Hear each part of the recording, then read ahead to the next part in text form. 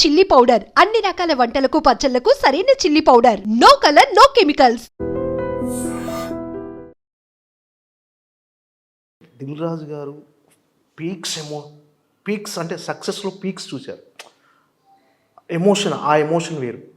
Failure కూడా చూశారు. అంటే ఇప్పుడు present me status of mind ఎలా ఉంది? అంటే ఇప్పుడు ఈ సినిమా రిలీజ్ ఉంది అంటే ఎన్నో సక్సెస్ చూశారు, ఫెయిల్యూర్ చూశారు, అన్ని రకాల మనుషుల్ని చూశారు. ఇప్పుడు ఈ సినిమా రిలీజ్ సందర్భంగా ఇదంతా అలవాటు అయిపోయిందా? ఇంకా ఈ సినిమాకు కూడా ఒక తొలి సినిమా లాగా ఒక ప్రెజర్ కానీ ఈ రిజల్ట్ ఎలా ఉండబోతుంది, ఎలా రిసీవ్ చేసుకోబోతారు జనాలు అని ఒక బేసిక్గా ఇప్పుడు ఇంతకు ముందుకి ఇప్పటికి ఏంటంటే వచ్చిన ఎక్స్పీరియన్స్తో సినిమా నేను ఎడిటింగ్ రూమ్లో చూసినప్పుడే నాకు ఒక జడ్జిమెంట్ ఉంటుంది. ఓకే, ఈ సినిమా ఇలా వర్క్ అవుతుంది, ఇలా వర్క్ అవ్వదు. సో ఇప్పుడు తమ్ముడు విషయంలో నాకు జడ్జిమెంట్ ఉంది. ఈ సినిమా థియేటర్ డైరెక్టర్ ఏదైతే అనుకున్నాడో ఆ ఎక్స్పీరియన్స్ ఇవ్వబోతుంది. సో ఆ ఎక్స్పీరియన్స్తో ఆడియన్స్ బయటకు వచ్చినప్పుడు ట్రైలర్తో ఎలా అయితే ఫీల్ అయ్యారో, వావ్ నితిన్తో ఇలాంటి సినిమా చేశారు. సో సినిమా అయిన తర్వాత కూడా ఆడియన్ అదే ఫీల్ అవుతాడు. ఓ నితిన్తో ఒక డిఫరెంట్గా భలే ట్రై చేశారు. మళ్ళీ ప్రాపర్ కమర్షియల్గా ఉంటుంది, ప్రాపర్ ఎమోషన్ ఉంటుంది. 2 hours 25 minutes నియర్లీ లెంత్ ఉంది సినిమా.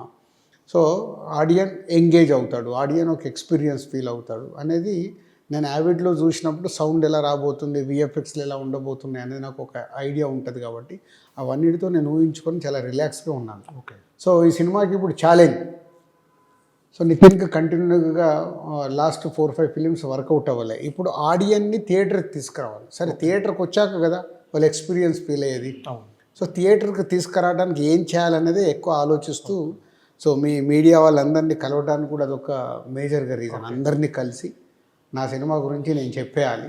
చెప్తే ఇది మీడియా ద్వారా ఆడియన్స్కి రీచ్ అవుతే, అరే రాజుగారి ఇలా చెప్తున్నారు, ట్రైలర్ ఆల్రెడీ వచ్చింది, ఈరోజు రిలీజ్ కాబోతున్న సాంగ్ ఒక అమ్మవారి సాంగ్ ఉంటుంది, డివైన్ టచ్ బాగుంటుంది.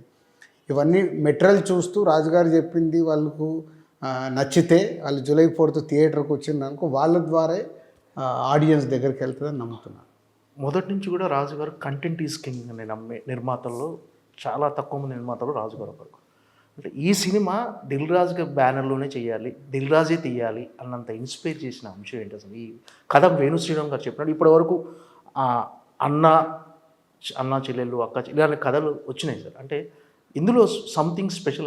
Total is a different film ఇది. అన్న తమ్ముడు అక్క స్టోరీ బేస్ అయినా దీనికి డైరెక్టర్ ఇప్పుడు ఎంసీఏ వకీల్ సాబ్ తర్వాత డైరెక్టర్ చేస్తున్న సినిమా. సో శ్రీరామ్ వేణుకి, సో వేణుకి కూడా చాలా ఇంపార్టెంట్ ఫిలిం.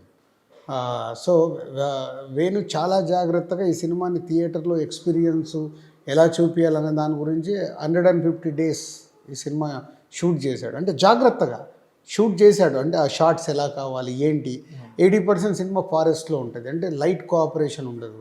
నైట్లో షూటింగ్ ఉంది, నైట్లో షూటింగ్ ఉన్నప్పుడు ఆ లైట్ సెటప్ ఇట్లా చాలా హోంవర్క్ చేస్తూ వాళ్ళు చేశారు. Almost we spended 75 crores budget ఈ సినిమాకి. 35 crores ఈజ్ ఫర్ మేకింగే. ఓకే. 35 crores మేకింగ్ మీద ఎక్కువ స్పెండ్ చేసాం. అలాగే లాట్ ఆఫ్ విఎఫ్ఎక్స్ 2 hours 25 minutesలో చిన్నగా పెద్దగా చూస్తే 2 గంటలు సినిమా విఎఫ్ఎక్స్లోనే ఉంటుంది. అంటే చిన్న షాట్ కావచ్చు, పెద్ద షాట్ కావచ్చు, అట్లా చూస్తే. సో ఎక్స్పీరియన్స్ ఇవ్వడానికి ఒక కొత్త అప్రోచ్ ఈ సినిమా.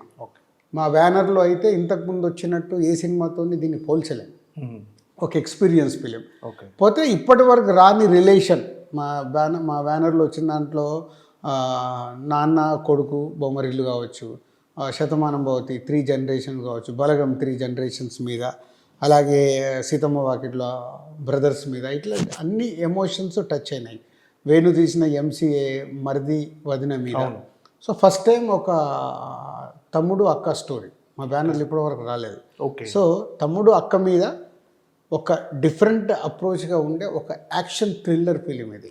అండ్ విత్ వాళ్ళ ఎమోషన్ ఉంటూ ఒక ఎక్స్పీరియన్స్ ఇచ్చే సినిమా. అంటే మామూలు ఈ సినిమా ఫ్యామిలీ ఆడియన్స్ డెఫినెట్గా టార్గెట్ చేసిన సినిమా ఇది. నాట్ ఓన్లీ ఫ్యామిలీ, ఈ సినిమా చిన్నపిల్లలకి, ఫ్యామిలీస్కి, మాస్కి, యూత్ కూడా లైక్ చేస్తారు. సో ఇది అందరికీ నచ్చే సినిమా. అంటే ఫ్యామిలీ ఆడియన్స్ అంటే దాంట్లో కాంబో పిల్లలు కూడా వచ్చేస్తారు సార్, కిడ్స్ కూడా అందరూ వచ్చేస్తారు. అంటే ఇలాంటి సినిమాకి అంటే ఒక ఎమోషన్స్తో క్యారీ అయ్యే సినిమాకి టెక్నికల్గా కూడా అంత సౌండ్గా ఉండాలి, టెక్నికల్గా కూడా ఎక్స్పీరియన్స్ ఇవ్వాలి, థియేట్రికల్ ఎక్స్పీరియన్స్ ఇవ్వాలి అంటే అంత పర్టికులర్గా ఉండడానికి కారణం ఏంటి సార్ ఈ సినిమా విషయం? అదే అంటే ఇప్పుడు కోవిడ్ వచ్చిన తర్వాత నార్మల్ సినిమాలు థియేటర్లో ఆడియన్స్ ఎగ్జైట్ అవ్వట్లేదు. సో వేణు నాకు చెప్పినప్పుడు కూడా సార్ ఈ సినిమాని ఇలా తీద్దాం అనుకుంటున్నాను, ఇలా చేసినప్పుడే మనం ఆ ఎక్స్పీరియన్స్ ఇవ్వగలుగుతామని అంటే ఎగ్జాంపుల్ నాకు ఖైదీ తమిళ్ కార్తీ సినిమా, అలాగే విరూపాక్ష సాయిధరం తేజ్తో చేసినాయి, అవి రెండు థియేటర్లో వాళ్ళు తీసుకున్న థీమ్లో నుంచి ఒక ఎక్స్పీరియన్స్ ఇచ్చారు. సో ఎగ్జాంపుల్ అలా తమ్ముడు అలా ఒక ఎక్స్పీరియన్స్ త్రూఅవుట్ టెంపోలో ఉంటూ ఒక ఎక్స్పీరియన్స్ ఇస్తుంది. సో దీనికి కావాల్సిన టెక్నికల్ వాల్యూస్ అన్నీ చేస్తూ ఆ విఎఫ్ఎక్స్లు కానీ సౌండ్ కానీ అన్ని జాగ్రత్తలు తీసుకుంటాం. సార్ వేణు శ్రీరామ్ గారు శ్రీ వెంకటేశ్వర క్రియేషన్స్ నుంచే డైరెక్టర్గా పరిచయం అయ్యాడు. దాని తర్వాత రెండో సినిమా ఎంసీఏ మన బ్యానర్లో చేశాడు, మూడో సినిమా వకీల్ సాబ్ చేశాడు, ఇప్పుడు ఈ సినిమా సార్. అంటే కంటిన్యూగా ఆ డైరెక్టర్ అంటే వేణు శ్రీరామ్ అనే డైరెక్టర్ బయట చేయకుండా ఓన్లీ వెంకటేశ్వర క్రియేషన్స్లోనే చేస్తున్నాడు. అంటే ఇచ్చిన కంఫర్ట్స్ అలాంటియా? అంటే బేసిక్గా డైరెక్టర్కి ప్రొడ్యూసర్కి ఒక వేవ్ లెంత్ ఉండాలి, అది నేను నమ్ముతాను. నాతో పనిచేస్తున్న డైరెక్టర్స్, నెంబర్ ఆఫ్ మూవీస్ చేస్తున్న డైరెక్టర్ ఇప్పుడు అనిల్ రావిపూడి ఇన్ని సినిమాలు చేశాడు అంటే మాకు ఒక వేవ్ లెంత్. అలాగే వంశీ పైడిపల్లి ఆల్మోస్ట్ అన్ని ఫిలిమ్స్ ఇక్కడే చేశాడు, ఒక ఊపిరి తప్పితే ఒక వేవ్ లెంత్ అంటే. అలాగే శ్రీరామ్ వేణు ఇది 4వ సినిమా. వేవ్ లెంత్ అంటే ఒక డైరెక్టర్కి ప్రొడ్యూసర్కి డైరెక్టర్ ఏం కోరుకుంటున్నాడు అనేది నాకు అర్థం అవ్వాలి. అరే రాజుగారు అయితే ఇక మేము అడిగింది చెప్పగానే ఓకే ఇది వర్క్ ఇది అవుతుంది కాదు అనేది మాట్లాడతాడు. అలాగే వాళ్ళ దాంట్లో కూడా నేను అలాగే చెప్తాను, స్క్రిప్ట్ విన్నప్పుడు లేదు నాకు ఇది ఎక్కడ నచ్చట్లేదు, ఒకసారి ఏదో రాంగ్ వెళ్తున్నట్టుంది చెక్ చేసుకోండి అంటే ఇప్పుడు నేను చెప్పిన డైరెక్టర్లు అందరూ చెక్ చేసుకుంటారు. ఓకే రాజుగారు అంటున్నారు ఏంటి ఒకసారి చూద్దామని. అలా ఎడిటింగ్ రూమ్లో నాకు ఎక్కడైనా అనిపిస్తే ఇక్కడ లెంత్ అనిపిస్తుంది, ఇక్కడి నుంచి ఇక్కడికి కనెక్ట్ అవ్వట్లేదు, ఇప్పుడు ఎమోషన్ కనెక్ట్ అవ్వట్లేదు, లేకుంటే ఇక్కడ కొంచెం ల్యాగ్ అనిపిస్తుంది, ఇవన్నీ నాకు అనిపించినాయని చెప్తే వాళ్ళు నోట్ చేసుకుంటే వాళ్ళు వర్క్. ఇవన్నీ వేవ్ లెంత్. ఓన్లీ సినిమా కథ చెప్పడము సినిమా తీయడమే కాదు, ఇవన్నీ కుదిరితేనే ఒక రైట్ అవుట్పుట్ వచ్చినప్పుడు దాన్ని అందరం కలిసి ఎంజాయ్ చేయగలుగుతాం. అంటే అనుకున్న బడ్జెట్లో కాకపోవటానికి రీజన్ అంటే ఏమిటి? అంటే నెంబర్ ఆఫ్ వర్కింగ్ డేస్ పెరగటమా? అంటే ఎందువల్ల అంటే క్వాలిటీ విషయంలో ఎక్కడ కాంప్రమైజ్ కాకపోతే?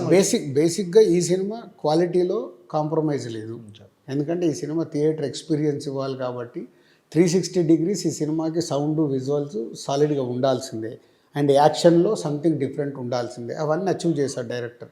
దానికి తోడు డిలే అవుతూ వచ్చింది. డిలే అవ్వడం వల్ల కొంచెం బడ్జెట్ పెరగడం సర్వసాధారణం. ఎప్పుడో లాస్ట్ ఇయర్లో రిలీజ్ అనుకున్నాము. సో నితిన్ది ఇంకొక సినిమా రాబిన్ హుడ్ రావడం, వాళ్ళు ముందు రిలీజ్ చేస్తామని అడగడం, సో వాళ్ళు చేసుకోవడం వల్ల మళ్ళీ మేము ఒక 3-4 months వెనకకు జరగాల్సి వచ్చింది.